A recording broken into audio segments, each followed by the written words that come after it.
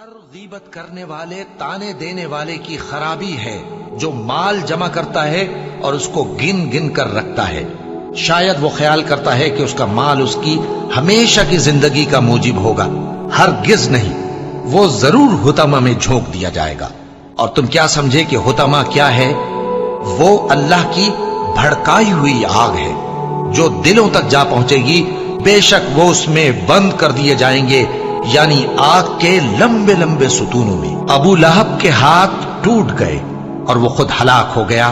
نہ تو اس کا مال ہی اس کے کچھ کام آیا اور نہ وہ جو اس نے کمایا. کہ انسان اپنے پروردگار کا بڑا ناشکرا ہے اور وہ اس بات سے آگاہ بھی ہے.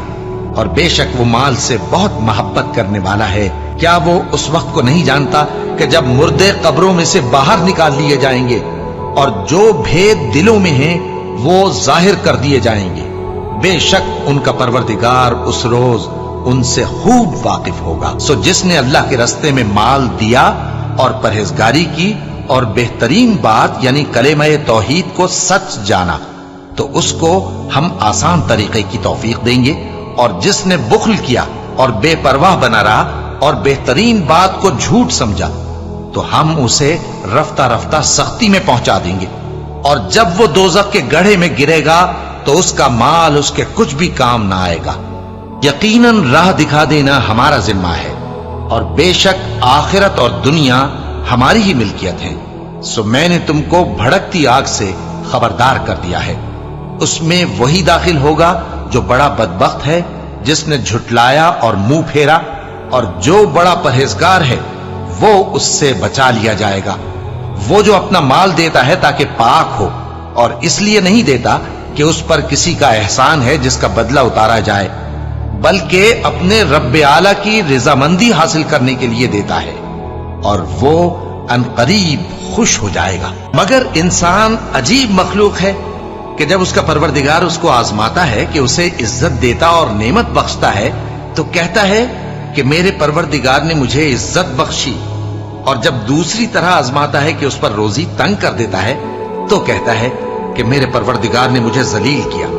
یوں نہیں، بلکہ تم لوگ یتیم کی خاطر نہیں کرتے اور نہ مسکین کو کھانا کھلانے کی ترغیب دیتے ہو اور میراث کے مال کو سمیٹ کر کھا جاتے ہو اور مال کو بہت ہی عزیز رکھتے ہو. مجھے اس شخص سے سمجھ لینے دو جس کو میں نے اکیلا پیدا کیا اور میں نے اس کو بہت سا مال دیا اور ہر وقت حاضر رہنے والے بیٹے دیے اور اس کو ہر طرح کے سامان میں وسعت دی.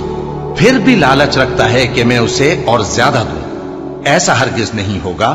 یہ ہماری آیتوں کا بڑا مخالف رہا ہے. میں اسے ایک بڑی چڑھائی چڑھاؤں گا. اس نے غور و فکر کیا اور ایک بات ٹھہرا لی، یہ مارا جائے، اس نے کیسی تجویز کی، پھر یہ مارا جائے، اس نے یہ کیسی تجویز کی. پھر اس نے نگاہ کی، پھر تیوری چڑھائی اور منہ بگاڑا، پھر پیٹ پھیر کر چلا اور تکبر کیا. پھر کہنے لگا یہ تو جادو ہے جو پہلے لوگوں سے برابر ہوتا آیا ہے. پھر بولا یہ اللہ کا کلام نہیں بلکہ بشر کا کلام ہے. میں عنقریب اس کو سقر میں داخل کروں گا. اور تم کیا سمجھے کہ سقر کیا ہے؟ وہ ایسی آگ ہے کہ نہ باقی رکھے گی اور نہ چھوڑے گی اور بدن کو جھلس کر سیاہ کر دے گی. اس پر 19 داروغہ ہیں. جب لوگوں نے نہ مانا تو نوح نے اللہ سے عرض کی کہ پروردگار، میں اپنی قوم کو رات دن بلاتا رہا لیکن میرے بلانے سے وہ اور زیادہ گریز کرتے رہے. جب میں نے ان کو بلایا کہ توبہ کریں اور تو ان کو معاف فرمائے تو انہوں نے اپنے کانوں میں انگلیاں دے لی اور اپنے اوپر کپڑے اوڑھ لیے اور اڑ گئے اور خوب تکبر کرنے لگے. پھر میں ان کو بلند آواز سے بھی بلاتا رہا، پھر علانیہ بھی اور رازداری سے بھی سمجھاتا رہا. پھر میں نے کہا کہ اپنے پروردگار سے معافی مانگو کہ وہ بڑا معاف کرنے والا ہے. وہ تم پر آسمان سے موسلا دھار میں برسائے گا اور تمہارے مال اور بیٹوں میں اضافہ کرے گا اور تمہیں باغ عطا کرے گا اور ان میں تمہارے لیے نہریں بہا دے گا. تم کو کیا ہوا ہے کہ تم اللہ کی عظمت کا اعتقاد نہیں رکھتے، حالانکہ اس نے تم کو طرح طرح کی حالتوں میں پیدا کیا ہے؟ کیا تم نے نہیں دیکھا کہ اللہ نے 7 آسمان کیسے اوپر تلے بنائے ہیں اور چاند کو ان میں روشن بنایا ہے اور سورج کو چراغ بنا دیا ہے؟ اور اللہ ہی نے تم کو زمین سے ایک خاص طرح سے پیدا کیا ہے، پھر اسی میں تمہیں وہ لوٹا دے گا اور اسی سے تم کو نکال کھڑا کرے گا. اور اللہ ہی نے زمین کو تمہارے لیے فرش بنایا تاکہ اس کے بڑے بڑے کشادہ رستوں میں چلو پھرو۔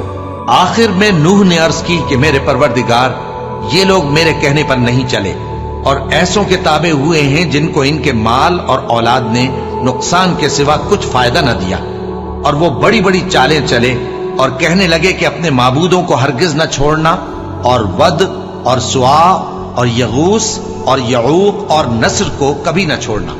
اور اے پروردگار، انہوں نے بہت لوگوں کو گمراہ کر دیا ہے، اور تو ان ظالموں کو اور زیادہ گمراہ کر دے۔